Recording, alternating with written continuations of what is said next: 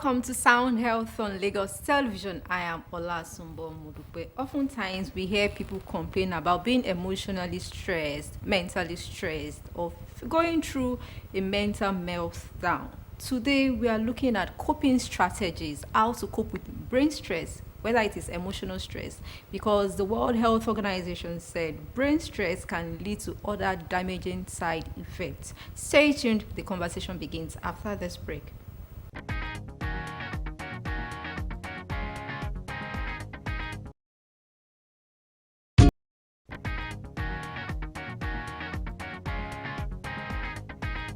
The program is still Sound Health on Lagos Television. Joining us via Zoom this evening is Dr. Leonard Okonkwo, a consultant clinical psychologist, hypnotherapist, and psychotherapist here in Lagos. And he is going to tell us what exactly is brain stress and how to cope with it. Good evening, Dr. Okonkwo, and thank you for joining us. Good evening. It's my pleasure to be here. All right, Dr. Okonkwo, tell us what exactly is brain stress? We hear people say often recently that I am stressed. What exactly is brain stress?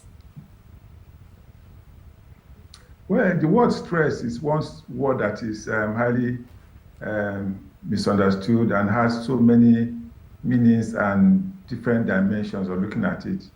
But just from the word brain stress, stress itself is from the Latin word strictus, which means to constrict, to tighten. So when there's pressure, let's put it that way, pressure itself is a form of stress. When something comes heavily on you and has that much impact on you, you can see that thing is stressful. So when you're experiencing that in the brain or in the brain region, and interfering with the activities of the brain, you can say that is brain stress. Okay. Of course, Okay. not physiological in this sense, but emotional and psychological. Okay. So can you call this a health condition, and how do you know you're experiencing it? Yes, it's a health condition because anything that can interfere with your functionality, if you look at what health itself is, health is a state of well-being where the person is able to, it's a physical, mental, and social well-being, state of physical and social well-being. So when you are healthy, or when you are not healthy, it means that something is not working well. So if there's something hard to do that is interfere with your functionality, definitely we're talking about something affecting your health. So it's a health condition. It's a health condition, mental health condition to be precise. Okay, so how do you tell you're experiencing this? Is it just that you be under unnecessary pressure, you not feel too good? How do you tell you're experiencing this health condition, brain stress? But let's say, first of all, that stress itself is not necessarily bad because we need a measure of stress to function very well. For example, people who are in school, if you don't tell them that exam is coming, they don't read. But when you hear that exam is coming, they put themselves under certain pressure that makes them to perform well in their studies, in the examination. Some people will not learn anything if you don't put some pressure on them, which is stress. But when stress becomes too much, that's when it becomes a health condition. Just from the WHO definition of what mental health is, that is a state of well-being where an individual is able to fulfill his potentials, cope with the stresses of life, work productively, and contribute his quota to his community. So you can see now that stress is mentioned as an aspect of mental health. So when people are not able to cope effectively with the stresses of life, then that is affecting the person's mental health or All the right. quality of his mental health. Okay, So, and then in that case, when people are not coping well, it affects their functionality, affects the way they work, affects their productivity. And when these things are happening, definitely you are reducing the um, living standard or quality of life of the individual. So yes, it is, a health condition when it is.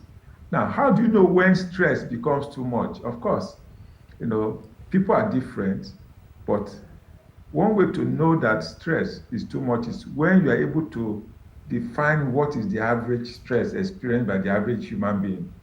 So when the stress you are experiencing is more than the one that the average human being is experiencing within your own level, then you can see that that is too much. That again doesn't mean that you have to follow that all the time. But sometimes too, as an individual, if what you're experiencing is more than what you will normally experience, that again shows that you are experiencing unnecessary stress. In Okay. fact, we call that the deviant. That's the deviant definition when we're looking at the things that qualify for psychopathology. That deviance, the fact that it deviates from the norm. So if it deviates from your norm, is a cause for concern. And if it deviates from the normal, from the usual norm of the society or the people within your category, then it's a concern. All right. These days, you hear the younger adults say, I'm stressed. It's not good for my mental health. They don't even want to go through any form of stress. Yet you said stress is good for you. Stress is not that bad. So how do you address this? Because it is becoming a norm. And can stress also lead to other health conditions? Can it be damaging to our brain and well-being? Yes, like I said, it's not all stress that is bad, but stress that is beyond or that is higher than the norm or the normal that you should be experiencing for your level, or that is higher than the norm for the general society, then that's when you can say that there is a problem here. So when young people are saying they are under stress, many times they are not actually saying they are under stress, okay, or that it is not good for their mental health. That just is a way of complaining or trying to avoid certain responsibilities. But however, when you say, when you are under stress, or it is the chronic stress that is the problem. Because after a while, when the level of stress has continued, all right, over time and becomes more chronic, that's when it becomes destructive. Because what it does is that it makes the brain to stand at alert. Because this stress is like a signal coming to the brain, telling the brain that, yeah, something is wrong, like an alarm. Something is wrong somewhere. And when you hear alarm, what happens? Your body comes at alert, ready to fight the stress or cope with the stress. So it is chronic stress actually that is a problem. And it is not only harmful for your mental health, even the physical health too, because there are some psychosomatic conditions that are linked to stress and chronic stress, to be precise. So it's, when the body gets this signal, what happens is that, the brain or neurotransmitters in the brain are activated. Now, the central nervous system has one part of it called the autonomic nervous system. That part of the brain, all right, what it does is, it acts, spontaneously, all right, and that part of the brain, the autonomic nervous system, there is a part of it called what is it called now? That part of the brain just wakes up the sympathetic nervous system, rises up and makes the body ready to fight against this source of stress, because the body is interpreting it as an intruder is coming. So when the body is rising to fight against the stress, you find that the blood pressure will rise, the heartbeat may rise, and other the gastrointestinal system may change, and so on. The temperature of the body may even rise because it's preparing the body to fight against this stress or to flee from the source of the stress. So after a while, the body also has a mechanism where it returns itself back to equilibrium or back to balance through the activities of the parasympathetic nervous system. But if this effort does not bring the body back, all right, and the body is constantly fighting, constantly at alert, gradually the body will get into a state of burnout. So start to experience burnout. That's the situation where you become, start experiencing certain conditions or symptoms, that are strange, like body weakness. You don't understand why you are weak. You start losing concentration. You don't understand why, your attention span is reducing. Short. And many other, even psychosomatic conditions, headache, and even other psychological conditions like depression. A whole lot of other things can result as a result of chronic stress that is not being managed. All right. So share with us coping strategies. If it can be managed, what are the coping strategies, to live with stress? Because if you ask me, Nigeria is stressed. The economy, traffic situations. Many people encountered traffic this morning, side aside with some economic distress. Are there coping Just strategies? like I said, stress is with us. There's a measure of stress that we even need in order to be productive. So we can't do Okay. without stress. But it's when the stress is too much or when it is chronic that it becomes a mental health challenge. All right, so how do we cope with stress? First and foremost, there are two major ways of dealing with stress. We have the problem-focused approach and we have the emotion-focused approach. When you see the source of your stress and you are able to remove it, definitely it's easy to become a source of stress.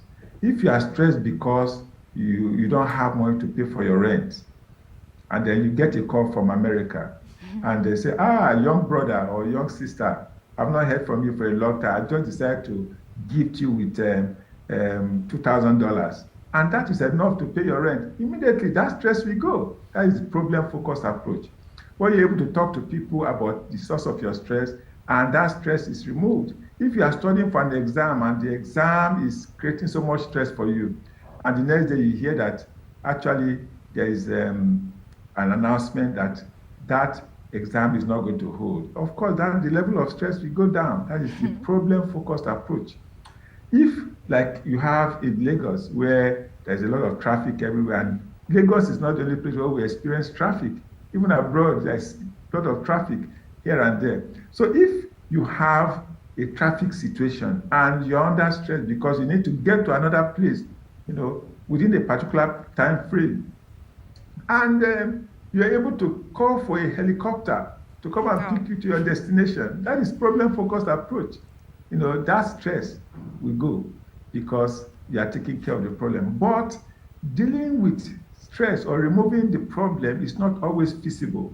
And that's why we have the emotion-focused approach, where if you are not able to remove the problem, then change the way you see the problem. And then the effect of that problem will be less on you. And there's a particular school of thought, the cognitive school of thought, that says when we react to stress maladaptively, it is because of the way we think. Faulty thinking patterns lead to faulty coping mechanism. And it's based on the teachings of a Stoic philosopher, Epictetus, who said people are not disturbed by the things that happen, but by their views of those things. In other words, many things that stress you is not because it stresses everybody, it's because the way you are interpreting it makes the brain, all right, to view it as stress and react to it accordingly. Some people don't care about what do they call this human hair wig now, or is it wig or hair? Human hair. that people are buying for Hair 300K, extension. 400K. Some people Yes. are not concerned about that. What's their business, with that? But some people, they can't go to a party because they don't have that kind of hair, because they expect that when they get to the party, different people will be wearing that kind of hair, and that person will be left out. So if you change the way you see things, the way you see the trigger of the stress, the effect it will have on you, or the kind of stress it will have on you, will be different. And thereby reducing the intensity and of that stress, making it easier to cope with. All right, there are different ways, and one of the things actually that make people succumb to this stress, because they are too rigid in the way they see things. When you have a fixed mindset about how things should be, you find that when that thing is not resolved, then there will be what we call awfulization, which is exaggerating the problem. You make it look bigger than it really is. And when you do that, then there will be a low frustration tolerance. You'll be able to tolerate the level of stress that it will generate, bringing about a faulty coping pattern for that stress level. I don't know if you understand what I'm saying. Yes, I do, So sir. see that the problem-focused approach or the emotion-focused approach. And in the emotion-focused approach, you change the way you see things. And when you change the way you see things, definitely the effect on you will be different. The level of stress it will release for you will be different, will be better and easier to cope with than when you are rigid and then you exaggerate the effect of that stress, which will now lead to a low frustration tolerance.